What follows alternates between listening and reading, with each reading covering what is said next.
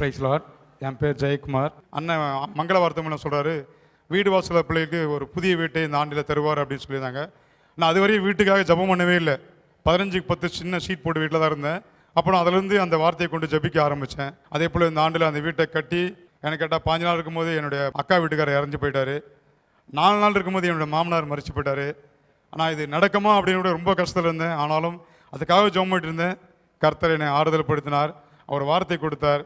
இங்கே இன்விடேஷன் கொடுக்கும்போது சொன்னாச்சு, ஏசாயா 32:18 என் ஜனங்கள் சமாதான தாபனங்களையும் நிலையான வாசனங்களையும் குடியிருக்குன்னு சொன்னார். கர்த்தர் செய்த அதிசயங்கள் அற்புதத்துக்கு கொடான கூடி இருக்கு. கர்த்தருக்கு ஸ்தோத்திரம். போன மாதம் ப்ரேயரில் ஐயா சொன்னார், 41 கிலோ கட்டியை கர்த்தர் சுகத்தை கொடுத்தாருன்னு சொன்னார். அப்போது நான் இந்த இடத்துல எனக்கு ரொம்ப வேதனையாக இருந்தது. இந்த சைடில் ஒரு கட்டி இருந்து 6 மாதமாக நான் படாத பாடுகள் பட்டு கொண்டு இருந்தேன். ஏசப்பா, அந்த கட்டி சொன்ன மாரி என்னுடைய ஊசி போட்ட இடத்துல இந்த மாரி ஆயிடுச்சுப்பா, நீ தான் சுகத்தை கொடுக்கணும் சுவாமின்னு சொல்லிட்டு நான் அவர் ப்ரேயர் ஆயிலை வச்சு ஜெபம் பண்ணி கொண்டே இருந்தேன். ஆனால் எனக்கு நடக்கக்கூட முடியல. ப்ரேயர் நான் கலந்துக்கணும், எனக்கு நடக்க கொடுக்கணும், இந்த இடத்துல இருக்கிற அந்த வெளியை எடுத்து போடணும்னு சொல்லி எழுந்துக்கவே முடியாது ஒரு நேரத்தில். ஆனால் இன்றைய தினத்தில் நான் காலையில் அழகாக எழுந்ததே அந்த இடத்த நான் தொட்டு பார்த்தேன். கொலன்னு இருந்தது.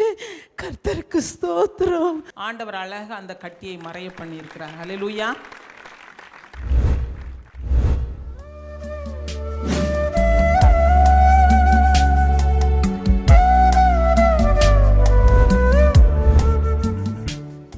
கிறிஸ்துவுக்குள் மிகவும் பிரியமான எனதருமை சகோதர சகோதரிகளே, நம்மை சிருஷ்டித்தவரும் நம்மை உண்டாக்கினவரும் நம்மை ஒருபோதும் மறந்து போகாதவருமாகிய இயேசு கிறிஸ்து இணையற்ற நாமத்தினால உங்கள் எல்லாரையும் வாழ்த்தி ஆசீர்வதிக்கிறேன். அல்லேலூயா.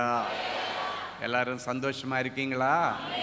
என் வேதம் சொல்லுகிறது, என்னுடைய நாமத்தை பிரஸ்தாபப்படுத்துகிற எந்த ஸ்தானத்திலும் நானே உங்களை ஆசீர்வதிப்பேன்.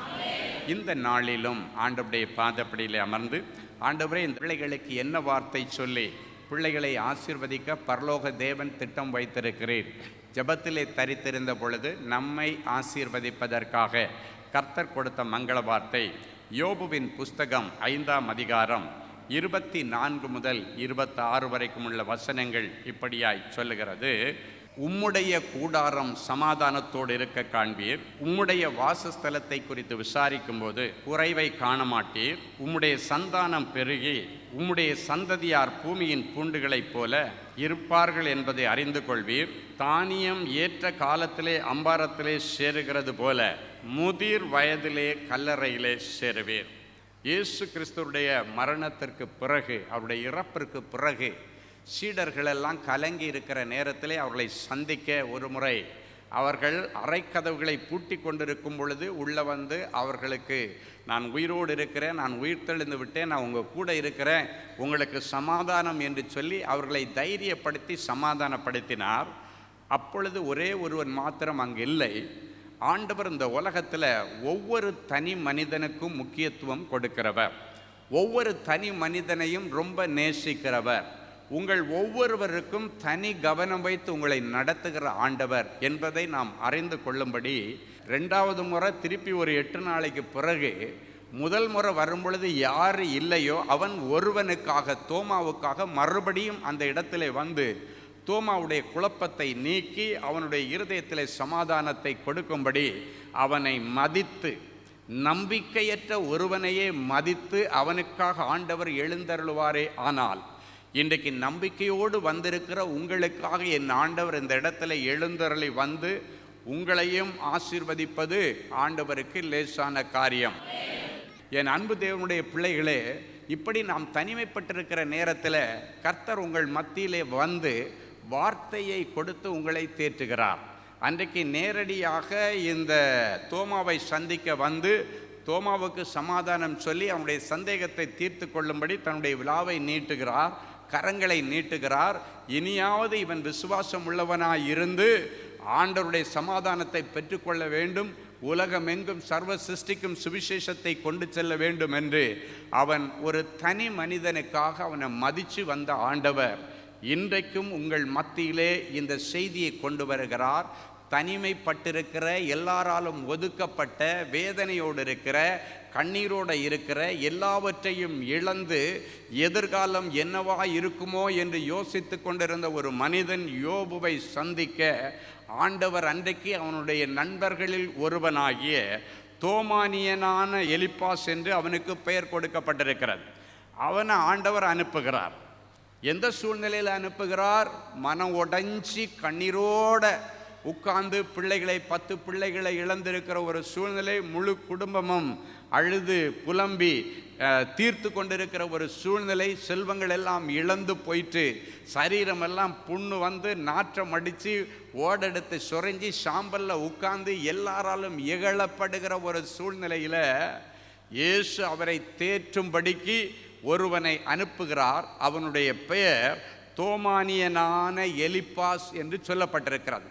அவன் வந்து அவனை ஆறுதல் படுத்தி சொன்ன வார்த்தைகள் அவனுக்கு தீர்க்க தரிசனமாக வருங்காலங்களிலே நடக்கப் போகிறதை குறித்து அவனுக்கு வெளிப்படுத்தினது தான் இந்த நாள் நாம் வாசித்த இந்த நற்செய்தியினுடைய பகுதி. இந்த நாள் வாசித்த இந்த வேத பகுதியினுடைய ஒரு பின்னணி சாராம்சம் அதுதான். அவன் ஒன்றுமில்லாமல் இருக்கிற நேரத்திலே கர்த்தர் அவனை சந்தித்து ஆறுதல் சொல்லுகிறார். முதலாவது நம்முடைய ஆண்டவர் ஆறுதல் சொல்லுவார், அதன் பிறகு ஆறுதல் செய்வார். ஒரு மனிதனுக்கு ஆறுதல் சொல்லத்தான் முடியும், ஆனால் ஆண்டவரோ ஆறுதல் செய்கிறவர். ஏசாயா 51:3 சொல்லுகிறது, கர்த்தர் சீயோனுக்கு ஆறுதல் செய்வார் என்று சொல்லப்பட்டிருக்கிறது. இன்றைக்கு ஆறுதல் இழந்து, நிம்மதி இழந்து, யோபுவை போல அநேக இழப்புகளை சந்தித்து என் எதிர்காலம் என்னவா இருக்குமோ என்று அநேக கேள்விகளோடு வந்திருக்கிற தேவனுடைய பிள்ளைகளே, இன்றைக்கு எலிப்பாஸ் மூலமாக யோபுவுக்கு சொன்ன அந்த வார்த்தைகளை உங்களுக்கு தீர்க்க தரிசனமாக கர்த்தர் கொடுத்து அவைகள் எப்படி பின் நாட்களிலே குறித்த நேரம் வரும்பொழுது யோபுனுடைய வாழ்க்கையிலே பலித்ததோ நிறைவேறினதோ அதே போல உங்கள் வாழ்க்கையிலும் அவைகள் நிறைவேறும் என்று இந்த வார்த்தைகளை உங்களுக்கு தீர்க்க தரிசனமாய் சொல்லுகிறார். 4 காரியங்களை தீர்க்க தரிசனமாய் ஆண்டவர் யோபுவுக்கு எலிப்பாஸ் மூலமாக சொன்னார். முதலாவது சொல்லுகிறார், உன்னுடைய கூடாரம் சமாதானத்தோடு இருக்க காண்பீர். 2வது சொல்லுகிறார், உம்முடைய வாசஸ்தலத்தை குறித்து இனி விசாரிக்கும் பொழுது இனி குறைவை காண மாட்டேன். 3வது சொல்லுகிறார், உன்னுடைய சந்தானம் பெருகி உம்முடைய சந்ததியார் பூமியின் புல் பூண்டுகளைப் போல பெருகி இருப்பார்கள் என்பதை அறிந்து கொள்ளுவேன். 4வது சொல்லுகிறார், தானியம் ஏற்ற காலத்திலே அம்பாரத்திலே சேருகிறது போல முதிர் வயதிலே தான் நீர் கல்லறையிலே சேருவீரே தவிர இப்போ இந்த நீர் இருக்கிற இந்த சூழ்நிலையில் இந்த வியாதி நிமித்தம் இந்த அவமானத்தோடு நீர் கல்லறையிலே சேருவது தேவனுடைய திட்டம் அல்ல.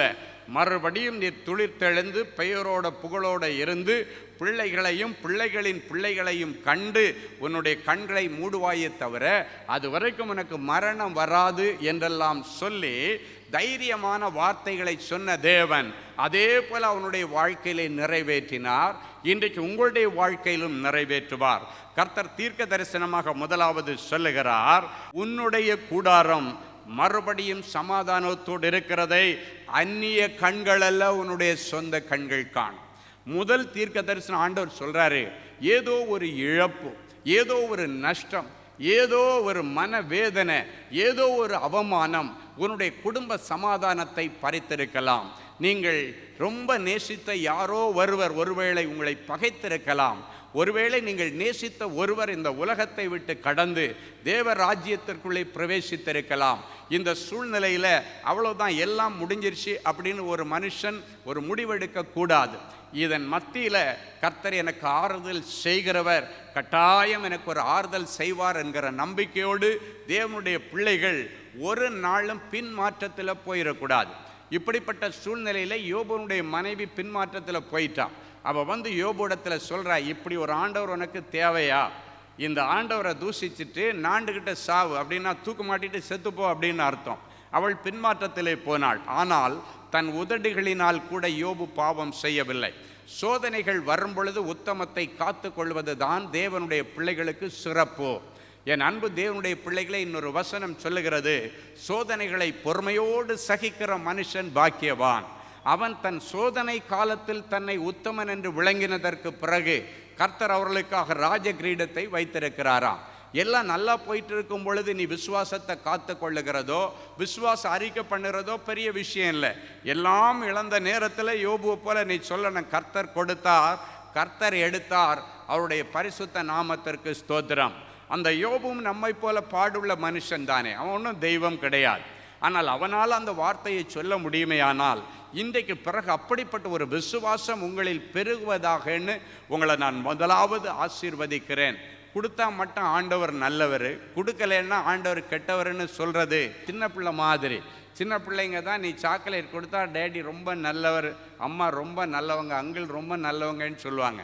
ஆனால் அவங்க கேட்டு நீங்கள் கொடுக்கலன்னா உன் பேச்சுக்கா அப்படின்னு சொல்லிட்டு போயிட்டார். நான் அவங்களோட சண்டைன்னு சொல்லி போயிட்டே இருக்கேன். நம்ம வளர்ந்த கிறிஸ்தவர்கள், ஆவிக்குரிய திருச்சபையிலே வளர்க்கப்படுகிற பிள்ளைகள், அப்படிப்பட்ட பிள்ளைகள் அப்படிப்பட்ட ஒரு குறுகின மனப்பான்மையோடு இனி வாழக்கூடாது. இன்னைக்கு பிறகு என்ன நடந்தாலும் ஸ்தோத்திரம் ஆண்டவரே, என்னிடத்திலிருந்து எடுத்தால் மறுபடியும் உங்களுக்கு கொடுக்க தெரியும். எடுக்கிறவரும் நீர்தான், கொடுக்கிறவரும் நீர்தான். பிடுங்க ஒரு காலம் உண்டானால் கொடுக்க ஒரு காலம் உண்டு என்பதை தேவனுடைய பிள்ளைகள் அறிந்து கொள்ள வேண்டும். எனவே முதலாவது தீர்க்க தரிசனமாய் கர்த்தர் சொல்லுகிறார், உங்களுடைய கூடாரம் மறுபடியும் சமாதானத்தோடு இருக்கிறதை காண்பீர். இந்த சமாதானம் யார் கையில் இருக்குது? ஏன் ஆண்டவர் சீடர்களை சந்தித்து அரைக்கதவுகள் பூட்டி இருக்கும் பொழுது அவர்களை பார்த்து சமாதானம் உண்டாவதாக என்று சொன்னார்னா, இந்த சமாதானம் அவங்களுக்கு இருந்தால் தான் அடுத்த லெவலில் அவங்க அடி எடுத்து வைக்க முடியும். ஒரு மனிதனுடைய சமாதானம் பறிக்கப்படும் பொழுது அவன் தனிமையிலே உட்கார்ந்து அழ ஆரம்பிக்கிறான், தன்னுடைய எதிர்காலத்தை தொலைத்து விடுகிறான், ஆக்கப்பூர்வமாய் செய்ய வேண்டிய காரியங்களை எல்லாம் அவன் இழந்து விடுகிறான். அது வரைக்கும் யோசித்து யோசித்து கிரியேட்டிவாக செயல்பட்ட அவனுக்கு அந்த கிரியேட்டிவ் மைண்டெல்லாம் அந்த டிப்ரெஷனில் போய் மழுங்கி போகிறது. சிலர் கேட்பாங்க, என்னடா நல்லா தானே பண்ணிட்டு இருந்த, உனக்கு என்ன புத்தி மழுங்கி போச்சான்னு கேட்பாங்க. எப்பொழுது ஒரு மனிதனுக்கு புத்தி மழுங்கி போகுதுன்னா, அவன் எதிர்பார்த்த காரியங்களிலே தோல்விகள் வரும் பொழுது, அவனுடைய குடும்பத்தில் தொடர்ந்து இழப்புகள் வரும் பொழுது, குடும்பத்தில் உள்ள சமாதானம் பறிக்கப்படும் பொழுது அவனுடைய சமாதானத்தை இழந்து விடுகிறான். அநேக பிள்ளைகள் படிக்கிற காலத்தில் நல்லா படித்தாலும் சில நேரங்களில் தோல்விகள் வரும் பொழுது கோழைத்தனமாக ஆண்டவரை விட்டு பின்வாங்கி போகிறார்கள் அநேக பிள்ளைகள். ஒரு நாள் அப்படி இருக்கக்கூடாது. நீ எப்படி இந்த இடத்துல ரியாக்ட் பண்ணுற அப்படின்றத பார்க்கறதுக்கு கூட ஆண்டவர் உங்களுக்கு தோல்வியை அனுமதிக்கக்கூடும். தோல்விகள் வெற்றிக்கு படிக்கட்டை தவிர அந்த தோல்வியில் உன் வாழ்க்கை முடிஞ்சு போச்சுன்னு ஒரு நாள் நீங்கள் நினைக்கக்கூடாது.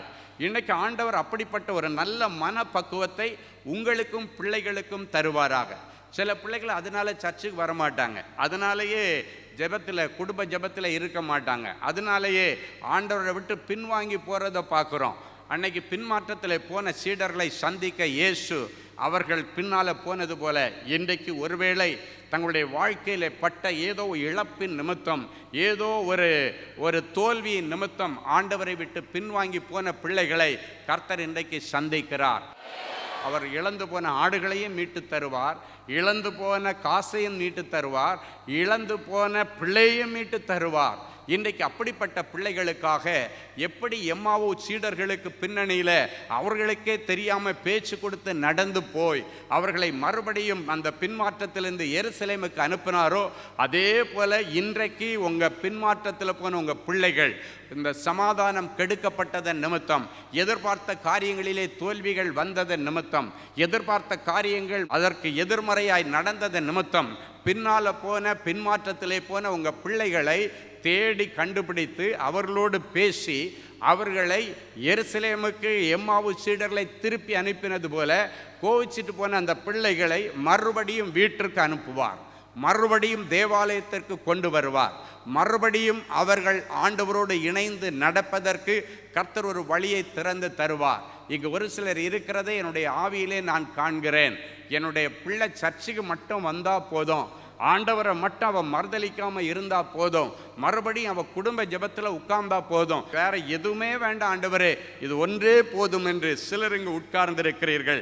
உங்கள் மனநிலையை அறிந்து உன் பிள்ளைகளுக்காக நீ எடுத்த முயற்சிகள் தோல்வி அடைந்து விட்டது என்று நினைத்து கொண்டிருக்கிற நேரத்திலே, நீ எடுத்த முயற்சிகள் தோல்வி அடையவில்லை, இப்போதான் நான் அதை என் கையில் எடுத்திருக்கிறேன், நான் அந்த பிள்ளைகளுக்கு பின்னால் போய் அவர்களை சந்தித்து அவர்களுக்கு வேத விளக்கங்களை சொல்லி எம்மாவு சீடர்களை கொண்டு வந்தது போல நான் அவர்களை சந்தித்து அவர்களுக்கு வசனங்களை சொல்லி மறுபடியும் என்னிடத்திலே கொண்டு வந்து அதை உன்னிடத்திலே ஒப்புவிப்பேன் என்கிற ஒரு நல்ல உத்தரவாதத்தை கர்த்தர் இன்றைக்கு கொடுக்கிறார். இன்னைக்கு பிறகு உங்கள் அலங்கத்திற்குள்ளே சமாதானமும் உங்கள் அரண்மனைக்குள்ளே சுகமும் தங்கி இருக்கும்.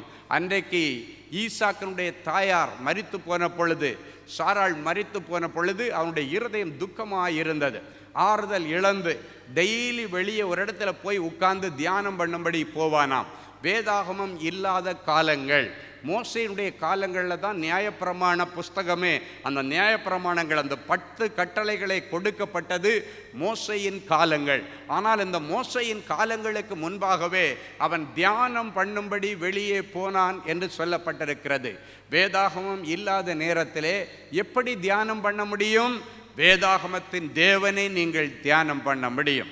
வேதம், அந்த வார்த்தை ஆதியிலே இருந்து அது தேவனோடு இருந்தது, அது தேவனாக இருந்தது.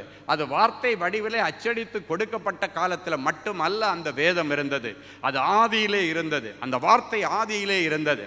அந்த ஆதியிலே இருந்த தேவனை அவன் தியானம் பண்ணினான். அந்த தியானம் பண்ணி முடிச்சு கண்களை திறந்து பார்க்கும் பொழுது ஒட்டகங்களோடு ரெபேக்காள் வருகிறாள். வேதனையோடு வீட்டில் இருக்க என்னால் முடியலை, என்னால் பிடிக்கலை. ஏன்னா அந்த சாயங்கால நேரம் அந்த தாயினுடைய அந்த எண்ணங்கள் அவனுடைய மனசில் வரும் பொழுது, தாய் அவனோடு செலவழித்த நேரங்களை அவன் பார்த்து கொண்டிருக்கும் பொழுது அவனால் இருக்க முடியாமல் டெய்லி சாயங்காலம் அவன் தியானம் பண்ண வெளியே போவானாம். இன்னைக்கு இழப்புகள் வரும் பொழுது மதுபான கடைகளை தேடி போகிறான், பார்க்க தேடி போகிறான், தேவையில்லாத களியாட்டங்களை தேடி போகிறான். ஏன்பா இப்படி குடிச்சிட்டு வர்ற, எனக்கு கவலையாக இருக்கு, கவலையை மறைக்க குடிக்கிறேன் அப்படின்னெல்லாம் நிறைய பேர் சொல்லுகிறதை கவனிக்கிறோம். அதுவல்ல வேதாகமம் நமக்கு கற்றுக் கொடுக்கிறது. அந்த நேரத்தில் நமக்கு மன மகிழ்ச்சியை கொடுக்கிற வேதத்தை நீங்கள் தியானிக்க வேண்டும். இந்த வேதம் நமக்கு மன மகிழ்ச்சி என்று சொல்லப்பட்டிருக்கிறது. அன்றைக்கு சங்கீதக்காரன் சொல்லுகிறான், என்னுடைய வார்த்தை மாத்திரம் எனக்கு கிடைக்கலன்னா நான் துக்கத்தில் என்னைக்கோ செத்து போயிருப்பேன். தேவனுடைய பிள்ளைகளை அவன் அப்படி மனவேதனையோடு இருக்கிற நேரத்தில் அவன் வெளியே தியானம் பண்ணும்படி போகிறான். இந்த கவலையை போக்கடிப்பதற்காக அவன் எடுத்த முயற்சி தியானம். இன்றைக்கும் பலவிதமான சோதனைகளோடும் கண்ணீரோடும் வேதனையோடும் ஆண்டவருடைய வார்த்தைகளை தியானம் பண்ண நீங்கள் அமர்ந்திருக்கிறீர்கள். ஆண்டவருடைய வார்த்தைகளை நீங்கள் கேட்டுக்கொண்டிருக்கிறீர்கள். ஆண்டவருடைய தியான உரையை நீங்கள் கேட்டுக்கொண்டிருக்கிறீர்கள். அன்றைக்கு தியானம் முடித்து அவன் கண்களை திறந்து பார்க்கும் பொழுது அவனுடைய கண்களுக்கு முன்பாக ஒரு பெரிய இன்ப அதிர்ச்சி தரக்கூடிய ஒரு காரியம் வந்தது. அவனுக்காக ஆண்டவர் ஏற்படுத்தி இருக்கிற அவனுடைய மனைவி ஆகிய ரெபேக்கா, அவனுக்காக ஆண்டவர் ஏற்படுத்தி இருந்த, ஆண்டவர் ஒழுங்கு பண்ணியிருந்த அந்த ரெபேக்காள் திடீரென்று கண்களுக்கு முன்பாக வந்து நிற்கிறதை அவன் கண்டான். வேதம் சொல்லுகிறது, ஈசாக்கு தன் மனைவியாகிய ரெபேக்காளை தன் தாய் சாராளுடைய வீட்டிற்கு அழைத்து கொண்டு போய் அவளை நேசித்தான். தன் தாயின் நிமித்தம் கொண்ட துக்கம் நீங்கி ஆறுதல் அடைந்தான். தன் தாயினுடைய மரணத்தின் நிமித்தம் கொண்ட துக்கம் நீங்கி அவன் ஆறுதல் அடைந்தான் என்று சொல்லப்பட்டிருக்கு. அதான் சொன்னேன், நம்முடைய ஆண்டவர் நீ மனவேதனையோடு தனிமையாக இருக்கும் பொழுது உன்னை சந்திக்க அவர் வருகிறார். அவன் தனியாக வெளியே போய் உட்கார்ந்து தியானம் பண்ணிட்டு இருக்கிறதை சந்தித்த ஆண்டவர், அதை பார்த்த ஆண்டவர் அவனுக்கான ஒரு ஏற்ற துணையை கொண்டு வந்து இனி அவன் தனிமையாக இருந்து இப்படி அழுவது தேவனுடைய திட்டம் அல்ல என்று சொல்லி அவனுக்காக ஒரு நற்செய்தி அங்கு வருகிறது. இந்த நற்செய்தி பெருவிழாவிலே ஆண்டவர் தீர்க்க தரிசனமாய் சொல்லுகிறார், உங்கள் குடும்பங்களிலே நிறைய நற்செய்திகளை நீங்கள் கேட்கப் போகிறீர்கள். யோபனுடைய குடும்பத்தில் பார்த்தீங்கன்னா அவனுக்கு அவ்வளவு தூரம் எல்லாத்தையும் இழந்து நிற்கிற நேரத்தில் அவனுக்கு அந்த உபத்திரவ காலம் முடிஞ்சு ஆண்டவர் சொன்ன வார்த்தை நிறைவேறும் பொழுது யோபு 42:11 சொல்லுகிறது, கர்த்தர் அவன் மேல் வரப்பண்ணின தீங்கின் நிமித்தம் அவனுக்காக அங்கலாய்த்து அவனுக்கு ஆறுதல் சொல்லி அவரவர் ஒவ்வொரு தங்க காசையும் ஒவ்வொரு பொன் ஆபரணத்தையும் அவனுக்கு கொடுத்தார்கள். இப்போ எலிப்பாஸ் சொன்ன அந்த தீர்க்க தரிசனம் நிறைவேறுகிறது. அவை எல்லாத்தையும் இழந்து நிற்கிற நேரத்தில் எலிப்பாஸ் சொல்லுகிறான், ஆண்டவரால் ஏவப்பட்டு சொல்லுகிறான், உன்னுடைய கூடாரம் மறுபடியும் சமாதானத்தோடு இருக்கிறதை காண்பேன். இப்போ பாருங்க, அவனுக்கு சமாதானத்திற்காக ஆறுதல் சொல்லி வந்த அத்தனை பேரும் அவனுக்கு ஒவ்வொரு தங்க காசுகளை கொண்டு கொடுத்தாங்களாம். ஏன் தெரியுமா? வாக்கு தத்தத்தின் நிறைவேறுதல். எலிப்பாஸ் மூலமா சொன்ன வாக்குத்தத்தம் என்ன? நீ மறுபடியும் சமாதானத்தோடு இருக்கிறத காண்ப, அப்பொழுது உன்னை விட்டு ஓடின ஜனங்கள் எல்லாம் உன்னிடத்தில் திரும்பி வருவார்கள். பாருங்க, எல்லாரும் திரும்பி வர்றாங்க. இந்த வசனம் சொல்லுகிறது, கர்த்தர் அவன் மேல் வரப்பண்ணின தீங்கு நிமித்தம் அவனுக்காக அங்கலாய்த்து அவனுக்கு ஆறுதல் சொல்லி அவரவர் ஒவ்வொரு தங்க காசையும் ஒவ்வொரு பொன் ஆபரணத்தையும் கொடுத்தார்கள். தங்க காயின் மட்டும் இல்லை, பொன் ஆபரணங்கள் அப்படின்னா நிறைய நகைகளை கொண்டு வந்து அவனுக்கு கொடுத்து. ஏன்னா எல்லாம் இழந்து நிற்கிறான். இப்போ பாருங்க, அவனுக்கு அவங்க பணத்தை கொண்டு கொடுத்தாங்க அப்படின்னு வேதம் சொல்லவில்லை, சேக்கல் கொண்டு கொடுத்தாங்கன்னு வேதம் சொல்லவில்லை.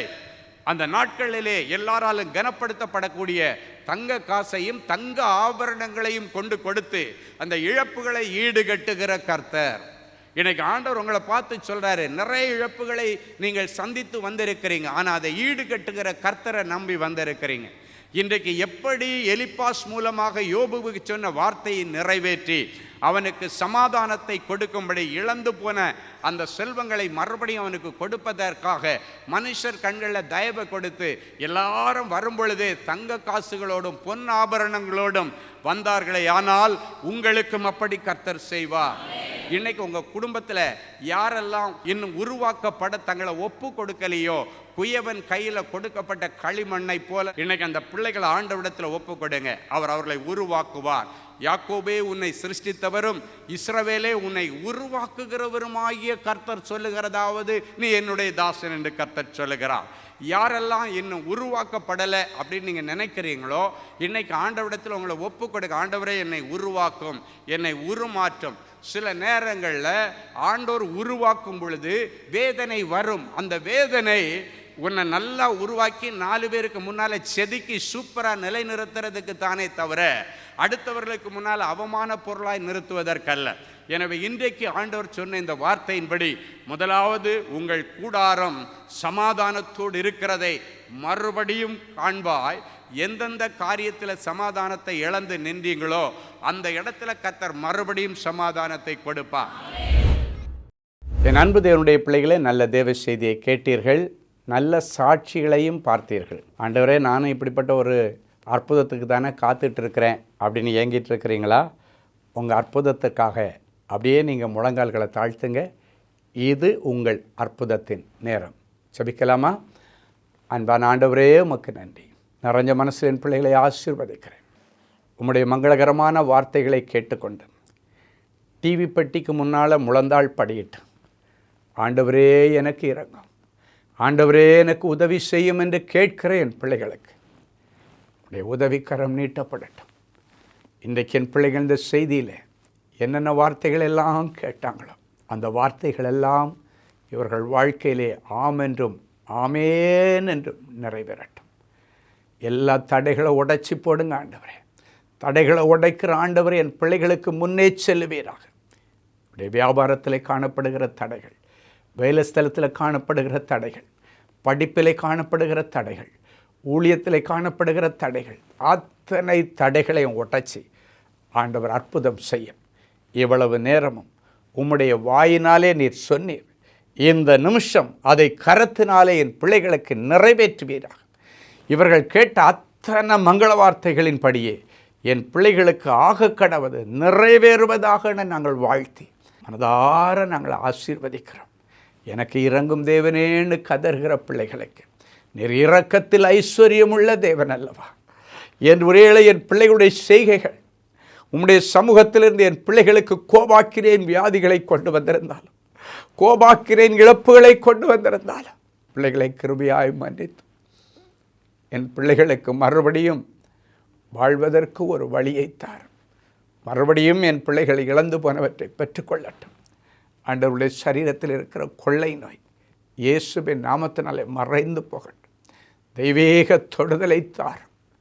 டிவி பெட்டிக்கு முன்னால் முழந்தாள் படியிட்டு கிடக்கிற என் பிள்ளைகள் உடைய இருதயத்தின் அங்கலாய்ப்புகள் உமக்கு தெரியும் ஆண்டவர்.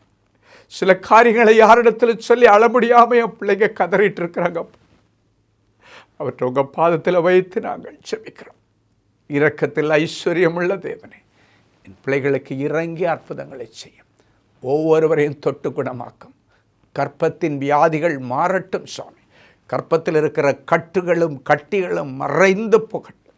ஒரு சந்ததிக்காய் ஏங்கிக் கொண்டிருக்கிற என் பிள்ளைகளுக்கு இன்றைக்கே ஒரு அற்புதம் நடக்கட்டும். இன்றைக்கே பரலோகத்தின் திரவியம் அவருடைய கற்பத்தை நிரப்பட்ட சுவாமி. யாராவது என்னை கை தூக்கி விடமாட்டாங்களான்னு கதறிக்கொண்டிருக்கிற பிள்ளைகளுக்கு ஆண்டவரே இறங்கி நின்று என் பிள்ளைகளை கை தூக்கி அவர்களை ராஜாக்களோடும் பிரபுக்களோடும் உட்கார வைத்து அழக பார்ப்பீராக. நியாயமான விருப்பங்கள் வாஞ்சிகள் எல்லாம் நிறைவேறட்டும். நிறைஞ்ச மனசில் பிள்ளைகளை ஆசீர்வதிக்கிறேன் இயேசுவின் மூலம் பிதாவே. ஆமேன், ஆமேன்.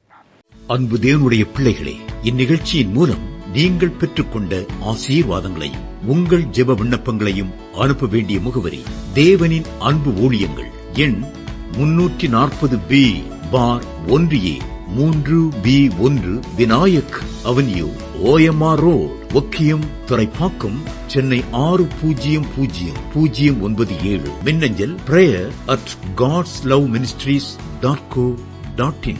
எங்களது இணையதளம் www.godsloveministries.co.in. மேலும் 24 மணி நேர ஜெப உதவிக்கு 04454479999 மற்றும் 9941150999 என்ற எண்களுக்கு தொடர்பு கொள்ளுங்கள். கர்த்தர் தாமே உங்களை ஆசீர்வதிப்பாராக.